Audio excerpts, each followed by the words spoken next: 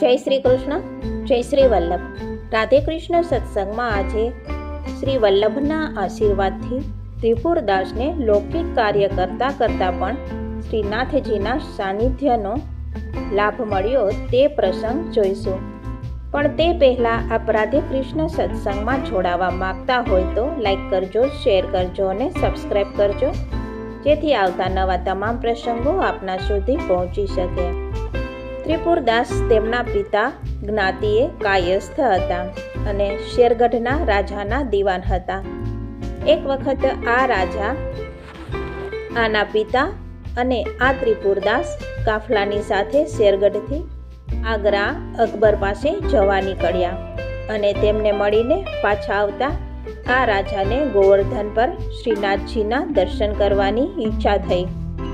તેથી ગિરિરાજની તળેટીમાં 3 દિવસ મુકામ કર્યો.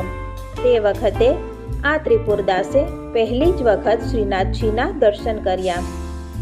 તે સાથે જ તેનું મન શ્રીનાથજીમાં લાગી ગયું અને સ્વરૂપમાં આસક્ત થઈ ગયા. ચોથા દિવસે ઘરે જવા તૈયારી કરી. તે સાથે જ ત્રિપુરદાસને વિરહ સહન ન થતાં તાવ ચઢી આવ્યો. તેથી પિતાએ પૂછ્યું કે શું થયું?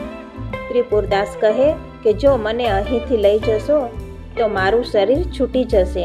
તમે જાઓ, હું પાછળથી આવીશ. તેથી તેના પિતા તો રાજાની સાથે ચાલ્યા ગયા. માર્ગમાં લડાઈ થઈ, તેમાં તેના પિતા મરી ગયા. એ સમાચાર સાંભળીને ત્રિપુરદાસ પ્રસન્ન થઈ ગયા કે હવે હું રોજ શ્રી ગોવર્ધનધરના દર્શન કરીશ. પછી પોતાની પિતાની ક્રિયા કરી શુદ્ધ થઈને રોજ મંગળાથી લઈને શયન સુધીના બધા જ દર્શન કરતા. ત્યારે એક દિવસ શ્રી વલ્લભે પૂછ્યું કે તું કોણ છે? 2 મહિનાથી તને જોઉં છું કે તું 8 સમાના દર્શન કરે છે. હવે તારા ઘરે જા. ત્યારે ત્રિપુરદાસે કહ્યું કે હવે હું ક્યાં જાઉં? મારી માતા તો મને જન્મ આપીને તરત જ મરી ગઈ. પિતા હમણાં મરી ગયા, વિવાહ થયા નથી અને હવે મારું મન શ્રીનાથજીના સ્વરૂપમાં અટક્યું છે, તો હું કેવી રીતે જાઉં? ત્યારે શ્રી આચાર્યજી ત્રિપુરદાસની પ્રીતિ જોઈને કહે કે અમે એવું કરી દઈએ કે તું જ્યાં પણ રહે ત્યાં તું શ્રીનાથજીના દર્શન કર્યા કરે, તને એક ક્ષણનો પણ વિયોગ નહીં થાય. ત્યારે તો ત્રિપુરદાસ શ્રી વલ્લભના ચરણોમાં પડી ગયા અને કહે કે મારે એવું જ જોઈએ છે.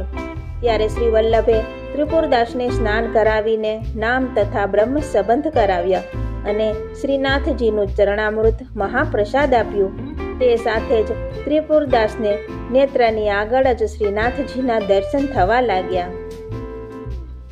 શ્રી વલ્લભની કૃપાથી શ્રીનાથજીના ચરણામૃત પ્રસાદીથી આવી કૃપા કરી દીધી, કારણ કે આ માનસી ભક્તિનો લાભ મેળવવા જેમાં આસ્કરણ રાજાએ પ્રથમ સ્વરૂપ સેવા પધરાવી, તનુજા વિતજા સેવા કરી, ત્યાર પછી માનસી ભક્તિ સિદ્ધ થઈ. ત્યારે સ્વરૂપ સેવા શ્રી ગુસાઈજીને પરત પધરાવી, પછી સદા માનસીમાં શ્રીનાથજીના સાનિધ્યનો અનુભવ કરતા.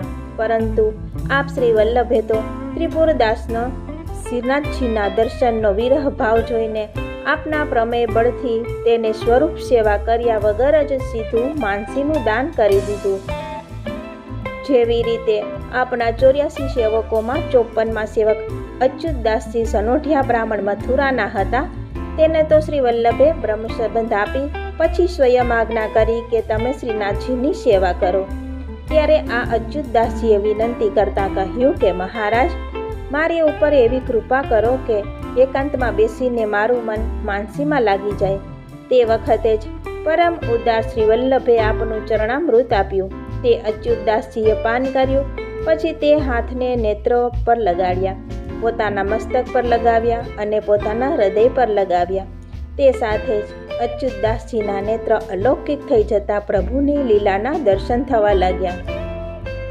જેવી રીતે સુરદાસજી પ્રથમ વખત મથુરા અને આગ્રા વચ્ચે શ્રી યમુનાજીના કિનારે આવેલા ગૌઘાટ પર શ્રી વલ્લભને મળે છે, ત્યારે શ્રી વલ્લભ સુરદાસજીને દેવી જીવ જાણીને આજ્ઞા કરે છે કે કંઈક ભગવત યશનું વર્ણન કરો. ત્યારે સુરદાસજીએ ગાયું કે હો હરિ સબ પતિતન કે નાયક, જેમાં અજામિલ જેવા પતિત પર કરેલી કૃપાનું વર્ણન હતું. પછી બીજું પદ ગાયું કે પ્રભુ હો સબ પતિન કો ટીકો, જેમાં અજામિલ ગણિકા તથા પૂતના ઉદ્ધારનું વર્ણન હતું. આ સાંભળીને શ્રી આચાર્યજી આપ સુરદાસજીને કહે છે કે તું તો શૂર થઈને આવા કીર્તન કેમ ગાય છે, જેમાં શ્રી ગોકુલમાં બિરાજતા બાલકૃષ્ણની લીલાનું વર્ણન તથા શ્રી યમુના કિનારે વિહાર કરતા યુગલ સ્વરૂપનું વર્ણન નથી. ત્યારે સુરદાસજીએ વિનંતી કરી કે મહારાજ, મને એ સ્વરૂપ અને એ લીલા વિશે કંઈ જ જ્ઞાન નથી. ત્યારે શ્રી વલ્લભે કૃપા કરી યમુનાજીમાં સ્નાન કરાવી, પછી નામ સંભળાવી, બ્રહ્મ સંબંધ કરાવી, પછી આપે આપણા શ્રીમુખથી દસમ સ્કંધની અનુક્રમણિકા સંભળાવી.